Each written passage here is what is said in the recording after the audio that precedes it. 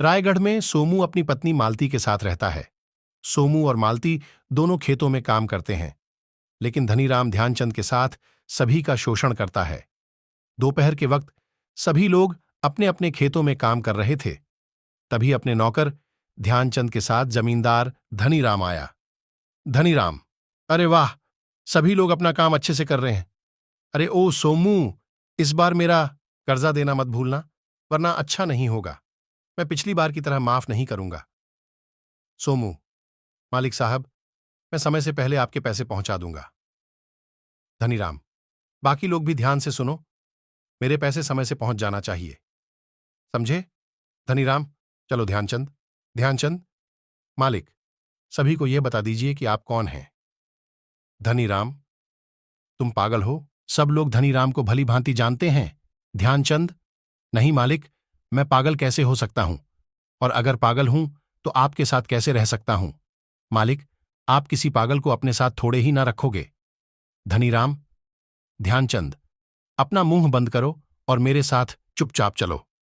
ध्यानचंद, ठीक है मालिक, लेकिन एक बात मेरी समझ में नहीं आई। धनीराम, बोलो कमाक्ल, इंसान, क्या समझ नहीं आया? ध्यानचंद, मालिक, ये लोग आपसे पैसे लिए भी नहीं हैं, फिर भी आपका कर्जा इनके ऊपर कैसे हो गया? धनीराम, अक्ल के दुश्मन, इन सभी को कभी ना कभी उधार की जरूरत पड़ी थी, तब मैंने उधार दिया, पर तब से लेकर अब तक ब्याज चल रहा है, और साथ में मेरा हुक्म भी। यह नगर हमारा है, मैं यहां का जमींदार हूं। अगर ये यहां रहेंगे तो यह मुझे ब्याज के पैसे देंगे, वरना इनको सब कुछ छोड़कर जाना होगा। सभी पर राज करने के लिए दिमाग की जरूरत होती है, दिमाग की। ध्यानचंद, मान गए मालिक आपको। गरीबों का खून चूसना तो कोई आपसे सीखे। धनीराम, क्या कहा तुमने? ध्यानचंद, कुछ नहीं मालिक, कुछ नहीं। धनीराम, अपनी अक्ल का ही इस्तेमाल कर, आज मैं मालिक बना हूं, समझे कमअक्ल इंसान? ध्यानचंद, समझ गया मालिक, बिल्कुल समझ गया। तभी धनीराम और ध्यानचंद ने खेत में काम कर रहे नीलू को देखा। नीलू अकेले काम कर रहा था। धनीराम ने नीलू से कहा, धनीराम, नीलू, लाओ भाई, अब मुझे इस बार के ब्याज के पैसे दे दो। नीलू, मालिक, अभी मेरे पास पैसे नहीं हैं। धनीराम, मुझे अभी पैसे चाहिए। नीलू, मेरे पास अभी सच में पैसे नहीं हैं मालिक, मैं सच बोल रहा हूं, थोड़ा वक्त और दे दीजिए मालिक। धनीराम, ठीक है, पैसे ना सही अपने दोनों बैल मुझे दे दो। नीलू, मेरे बीवी बच्चे भूखे बैठे हैं मालिक, अगर मेरे बैल भी आप ले गए तो मुझे और मेरे बच्चों को 2 वक्त का खाना भी नसीब नहीं होगा, रहम करो मालिक। धनीराम, हाँ हाँ हाँ, मैं तुम पर कोई रहम नहीं करूंगा। ध्यानचंद, इसके दोनों बैल घर ले चलो, जो भी ब्याज के पैसे नहीं देगा हम उसके साथ ऐसा ही करेंगे। गरीब आदमी नीलू के दोनों बैल लेकर धनीराम और ध्यानचंद दोनों घर चले गए। तभी उन्होंने देखा कि मंत्री उनके घर पर बैठा है।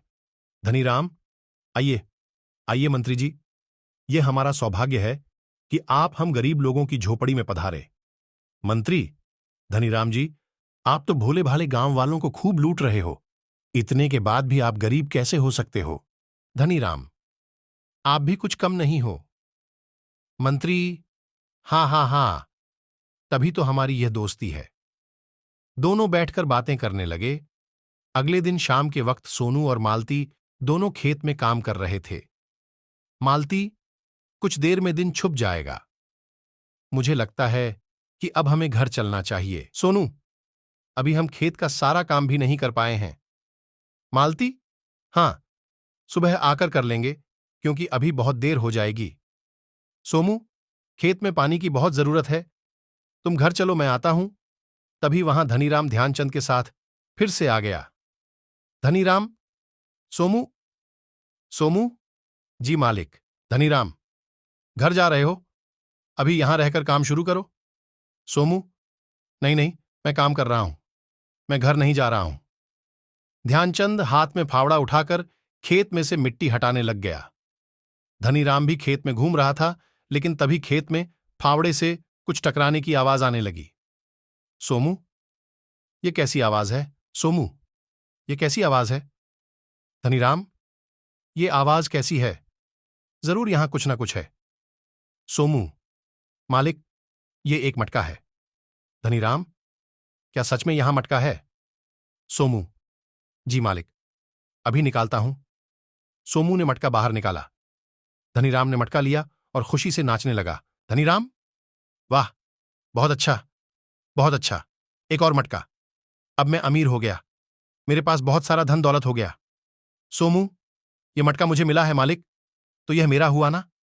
धनीराम, इस नगर में हर एक किसान के खेत पर धनीराम का हक है, समझे? यह मटका मेरा है। सोमू, मेरे खेत में मिला है तो आप ऐसे इसे नहीं ले सकते।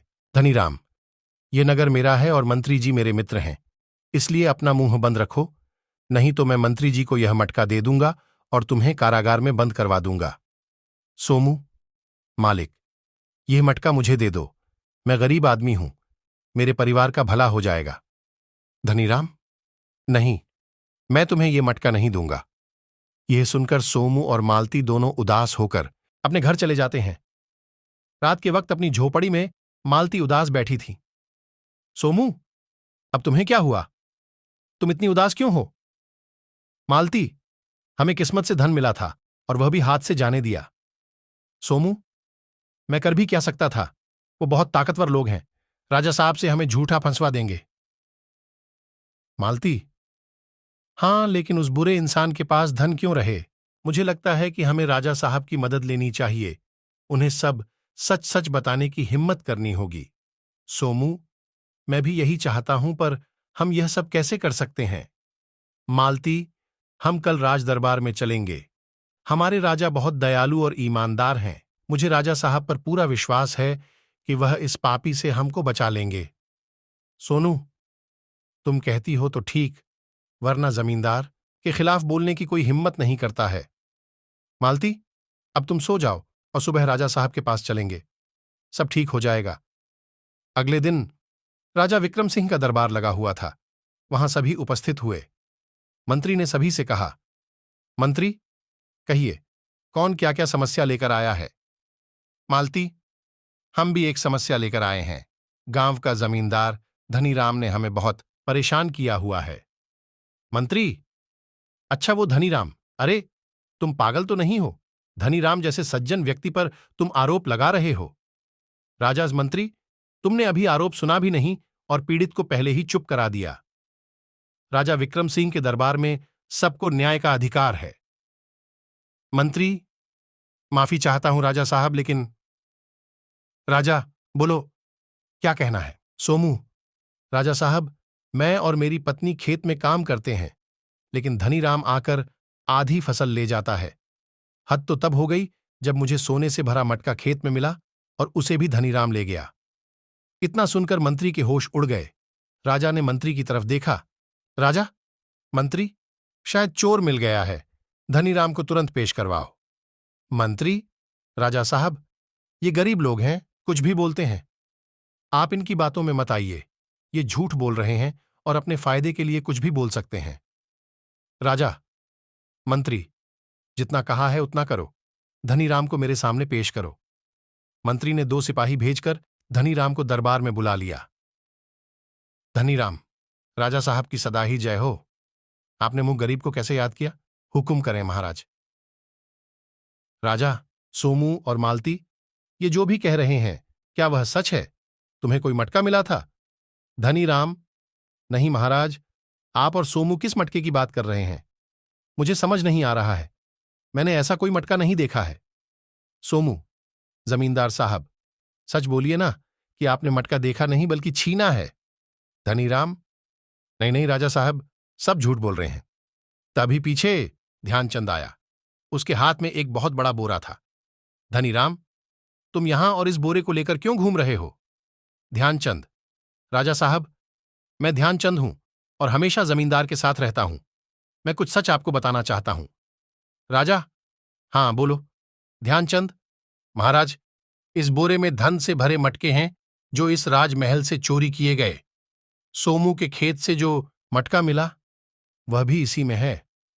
धनीराम, देखा राजा साहब, मैं कहता था ना, मैंने कुछ नहीं किया है, मेरा नौकर चोरी कर रहा था, इसका मुझे दुख है, आप इस चोर को फांसी पर चढ़ा दीजिए। ध्यानचंद, रुकिए जरा, सब्र कीजिए धनीराम जी। राजा, ध्यानचंद, तुम अपनी पूरी बात रखो पहले। ध्यानचंद, महाराज, धनीराम आपका बहुत दिनों से धन चुरा रहा था, इसलिए मैंने यह मटका सोमू के खेत में छुपा दिया, जिसको धनीराम ने वापस छीन लिया। मालती को मैंने पहले ही बता दिया था। राजा, लेकिन तुम तो धनीराम के साथ वर्षों से काम कर रहे हो, अचानक उसके खिलाफ कैसे? ध्यानचंद, लंबी कहानी है महाराज। इस कपटी धनीराम से मैंने कुछ रुपए उधार मांगे थे, आज से 15 साल पहले, जब मेरी बीवी रज्जू पेट से थी। उसे दर्द सहन नहीं हो रहा था। मैंने धनीराम से बहुत मिन्नतें की, ध्यानचंद, मालिक, मेरे बीवी और बच्चे को बचा लीजिए। अगर मैं अभी उसे नगर की आया कि पास नहीं ले गया तो उसकी मौत हो जाएगी। धनीराम, मुझे उससे क्या फायदा होगा? कल मरे सो आज मर। मेरे पास कोई पैसे नहीं है। ध्यानचंद, रहम करें मालिक, रहम करें। धनीराम, हट पिल्ले। ध्यानचंद, तब मेरी आंखों के सामने मेरा परिवार उजड़ गया था। मैंने उस दिन से इंतजार किया आज का, और आज सब आपके सामने है। महाराज, इस कपटी को इसके की सजा मिलनी चाहिए। राजा, पिछले कुछ महीनों से राजमहल का खजाना लुटता रहा है। हमें उस चोर की तलाश थी। आप तीनों का धन्यवाद जो आपने इस दुष्ट चोर को पकड़वाने में हमारी मदद की। धनीराम, नहीं नहीं, मुझे माफ कर दीजिए महाराज। राजा, सिपाहियों, धनीराम से सारा धन वापस लेकर इसे उम्र भर के लिए कारावास में डाल दो। सिपाही धनीराम को लेकर जाने लगे, लेकिन तभी धनीराम ने रोककर कहा, धनीराम, महाराज, मैंने गलती की है और मुझे सजा स्वीकार है, लेकिन मैंने यह अपराध अकेले नहीं किया है, इसलिए मेरे साथी को भी साथ भेज दीजिए। राजा, कौन है तुम्हारा साथी? धनीराम, आपका कपट्टी मंत्री, जो चोरी करके राजमहल का धन मुझे देता था और इसमें से हिस्सा भी लेता था। राजा, क्या मंत्री जी आप भी? आप पर तो मैंने समस्त राज्य का कार्यभार सौंप रखा था और आप भी इस कुकृत्य में शामिल हैं। राजा, सिपाहियों, इस राज्य को ऐसे कपट्टी मंत्री की कोई जरूरत नहीं है जिसने न सिर्फ धन लूटा बल्कि गरीब किसानों को भी दुखी किया। कपट्टी मंत्री को अभी फांसी लगा दी जाए। मंत्री, नहीं नहीं, मुझे माफ कर दीजिए महाराज, माफ कर दीजिए। सिपाही मंत्री और धनीराम को ले गए। राजा ने सोमू, मालती और ध्यानचंद को इनाम दिया और राज दरबार में नौकरी भी दे दी। इस कहानी से आपने क्या सीखा? नीचे कमेंट में हमें जरूर बताएं।